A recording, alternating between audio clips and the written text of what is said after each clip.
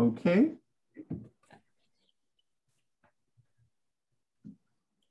Welcome to our four-part webinar series, Almost There.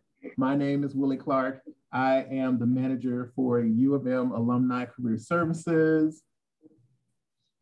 And I am so excited to be here with all of you today. We have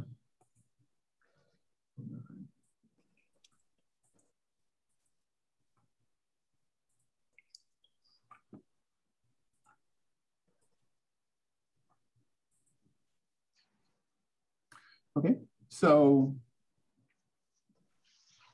in preparation for life after graduation, I would like for you to join me for our 4 inspiring webinars that will be presented only 19 minutes and 12 seconds with 5 successful U of M alumni. Why 19 minutes and 12 seconds, you ask? 19 minutes and 12 seconds commemorates the founding of the University of Memphis. On today's webinar, we have Mr. and Mrs. Mark and Tanya Hart, both U of M alumni, class of 2000. Mark currently serves as General Manager for Convergent Technologies, a global provider of integrated electronic security services. As General Manager, Mark is accountable for the sales, installation, and service operations for Memphis and the tri-state area. Mark is a respected leader in the electronic security industry, having served in previous roles ranging from executive sales operations, field operations, sales management, and numerous regional assignments across the U.S. Mark holds a Bachelor's of Business Administration with a major in finance from the University of Memphis from 2000, as well as a Master of Business Administration degree from Christian Brothers University 2010. Mark previously served as a steering committee member for the African Ancestry Network Employee Resource Group, as well as expanded role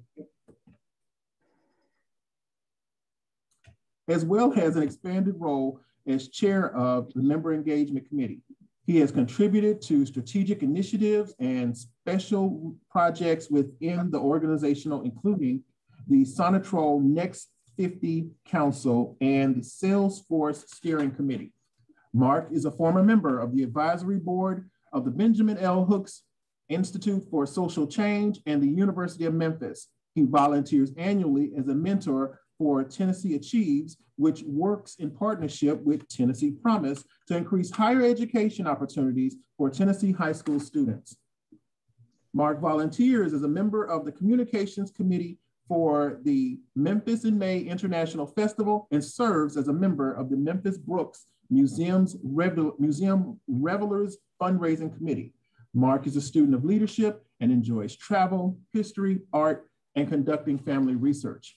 He dedicates time to wellness as a runner with 3 full marathons completed. Mark is a proud life member of the University of Memphis Alumni Association.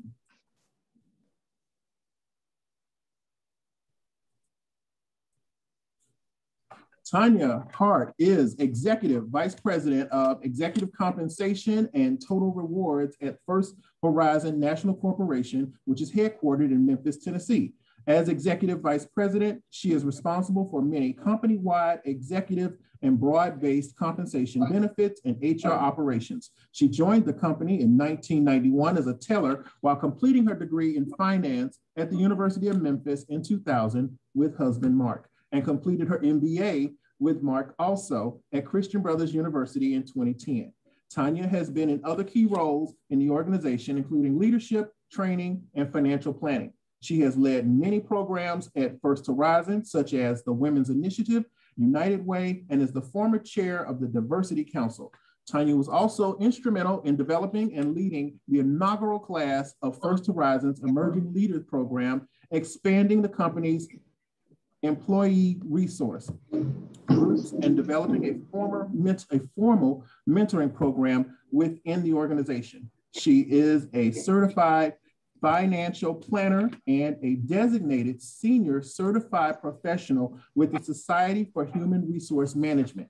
Named as one of the top 25 Black women in business by the Network Journal and Memphis Business Journal's 2019 HR Impact Leader, Tanya is actively involved with a variety of civic and professional institutions. Her community outreach includes her role as a board member of Junior Achievement of Memphis and the University of Memphis Foundation Board. Tanya is a lifetime member of the Alumni Association at the University of Memphis and married for over 20 years. Both Tanya and Mark both acknowledge that they receive motivation and support from each other. Mark and Tanya are the proud parents of 2 children, Braxton and Addison. Thank you and welcome, Mark and Tanya, for talking to us. Yes, thank you. Thank you so much. So, we appreciate that. My first question is, this is a crucial time for some of our U of M grads, especially when you add COVID-19 into job searching. What advice would you give for managing stress and anxiety? Wow, that's a really great question, and I think that we could all relate to with everything that we're dealing with in the current environment, be it COVID, other issues around what we see every day on TV, and you're in the midst of making a major life change. And moving it to the next phase. So stress and anxiety will naturally be a part of what you experience. But I will share with you that one tip for me is to always connect with your energy sources, whether it's through things that you enjoy doing, fitness, working out, reading, whatever it is that gives you joy. My number one tip would be to tap into that and utilize that in order to manage through and mitigate the more stressful times in your life. So with managing those stressful times, how can you stay focused and aligned on your priorities? Sometimes we can, they can just take us and throw us for a loop sometimes. What do you do to stay focused and stay aligned with those priorities? Yeah, I'll take that one. So for me, it's really being focused on your long-term goals. Your short-term goals, there's always going to be, peaks and valleys as it relates to that. But if you stay focused on your long-term goals, you can really accomplish more, I believe, than you really plan to. Staying focused there, because you're going to find yourself making horizontal moves in your career. You're also going to find yourself making vertical moves. But then also, even when I look within my career, thinking about starting as a teller so many years ago, I did not understand how that would be so instrumental for the way that I am built today and what that's done to help me with my career as it relates to serving people or even just natural interactions. So take advantage of all those opportunities is my advice as it relates to that. And then I like that advice. Thank you, Tanya. What tips can you offer on bouncing back from failure and adversity when it looks like external circumstances attempt to defer our focus? Yeah, that's another great question. I mean, failure and adversity and challenges are a natural part of life. And it's one of the things that I believe becomes a growth catalyst, or it can be a growth catalyst. Tanya and I talk a lot about resiliency, the concept of resiliency with our kids, and how crisis really does present an opportunity for growth. They become crucible moments. So I encourage you to look past the moment and look into, your future and what this moment in time is intended to teach you. That's the best advice that I can offer. And I promise you that at the end of the storm, the sun shines brighter. You've overcome, and you'll be better for it. Thank you. Tanya, your bio mentions that you developed a formal mentoring program at First Horizon. How are mentors important to both of your careers, and why is serving others important as we remember, while we're climbing that professional ladder? Wow. What I'll say about that is mentoring is really just so critical. Really being in the workforce for over 30 years. And really, when I look at that picture of Mark and I, when we were so young and so, so vibrant as it relates to just taking on the world. But back then, we both had mentors, but there was no formal category for that. It was really just someone seeing more than you saw in yourself, and seeing some potential and saying, hey, you know, this is the advice that I would give you. Or if you do this, maybe you'll have a better shot of doing that. Or realistically, it could be small things like you may want to tweak your dress a little bit, or you may want to help yourself articulate when you're speaking. And those were folks who were really advocating for us when we didn't know to advocate for ourselves. So that's just really so critical.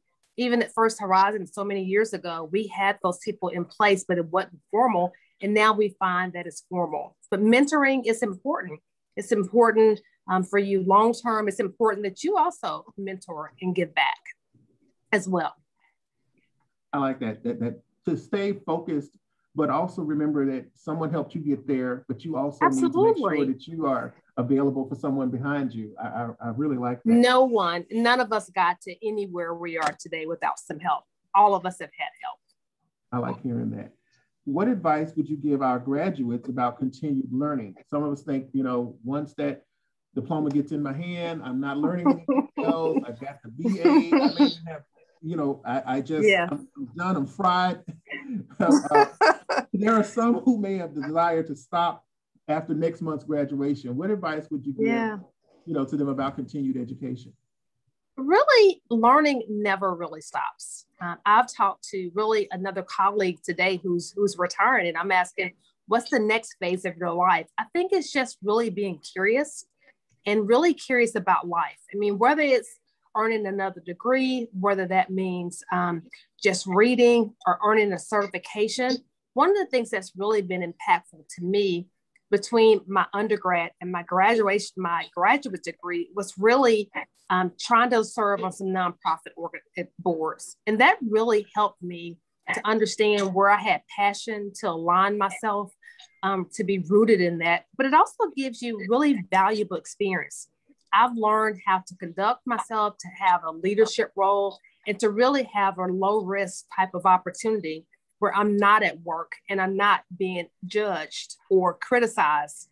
When you have a lower risk opportunity to do that. So I just think really in life, just really being curious, and it does not have to come as it relates to a formal education. It could come in any type of scenario. So whether it's on the job or whether that is just really reading or doing other things to make yourself better. I agree. I think the past year has taught us that there are several different things we should always leave our mind open to learn in some way, somehow. Absolutely. Yeah. I would have learned to learn to knit while I was in the pandemic. I wanted to leave this in better than we found it. So I like that. During the job search, we sometimes can get frustrated by the process. What advice can you give for staying focused and energized during that process? Yeah, that's, you know, it's easy to see the frustration sort of creep in, especially again, when you're in the midst of the challenge, you know, of seeking those opportunities. But I believe firmly that everything comes back to the concept of mindset. And every day that you wake up and really grounding yourself, and as Tanya mentioned previously, remembering your long-term goals and really what you're aiming for. Don't be so focused on, you know, the sort of the day-to-day. You want to look long-term.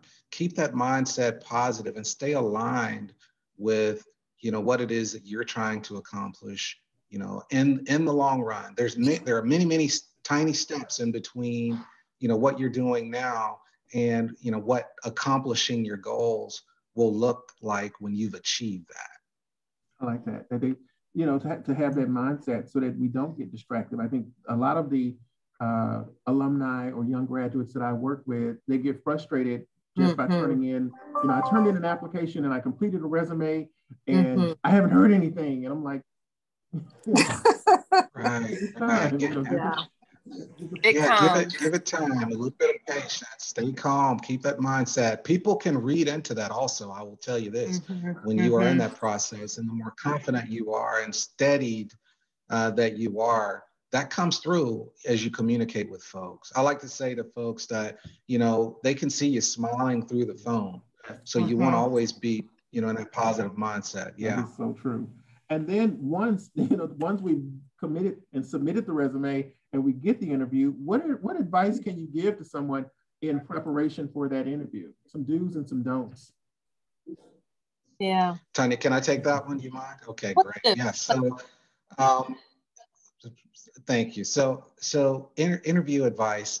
Number one is preparation and doing your research.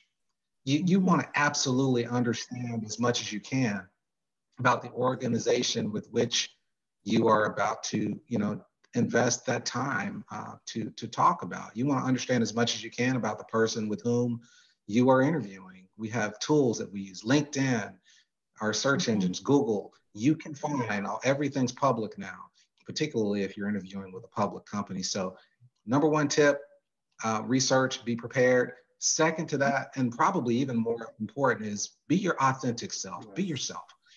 Don't put on, for someone an image that is not true to your authentic self. That's another thing that comes through as you communicate and as you interview. I like that, the authenticity, because it's just like that probationary period. It ends eventually. At some point, they're going to see you, you're going to see them, and the expectations are going to either rise or fall on either side. So I definitely like that advice. Now, once you have that job, great.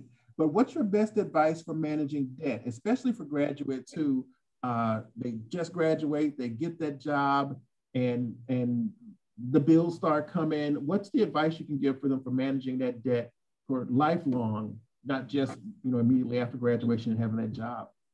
Yeah, I'll take that one. So as it relates to debt, I think we have to look at this, and I'll try to always think about things in the long term. When you have your first job, you're probably, if you're leaving school with student loan debt, you're going to have that. But then also you think about yourself long term. When I was a financial planner, I think some of the best advice that I learned to give was it doesn't matter what you make, it's what you do with it. And I've met so many people who were wealthy and really still did not need budgeted advice as opposed to other type of advice. So when you get your first job, go ahead and sign up for the company's 401k. A great benefit that most people don't even take advantage of is that a company is going to give you 3 to 6% on top of whatever you put in. And I can assure you, once that first check is gone and you have deferred that amount of money, you won't miss it. I think every parent will tell you to do that. So that's my greatest advice. But then also just live within your means. No one has ever come back to me, even in my career as a financial planner, to say, you had me save too much money. That is the best problem to have. And that's the best advice I would give as it relates to managing debt. You won't be able to change the debt you've already incurred, but what you can change is how you spend your money once you land a role with the organization. I like that, live within your means. I think so many of us are, we watch too many reality shows and too many television shows, and we expect to have, I always think about Friends, where they lived in this huge loft apartment in New York. And so many people tell me who've been to New York, those don't exist. They don't exist. You have 500 square feet, if anything, or 600 square feet. And not to expect maybe the Porsche or the Lamborghini like the rap stars live. Get something sensible. So I think it's very good advice. We'll have to tell you, Mark, will have to tell you our debt story. That's a whole nother story, but one that we're really excited about sharing as well. So real quick, we have 15 seconds. What advice would you give to our 2021 graduating class or any of our future graduating classes? 7 seconds, I'm sorry. Enjoy this. Go Tanya. Go Tigers. Thank you. Thank you so much for your time. Thank you so much for this presentation. Mark and Tanya, thank you so much. Go Tigers. Go Tigers.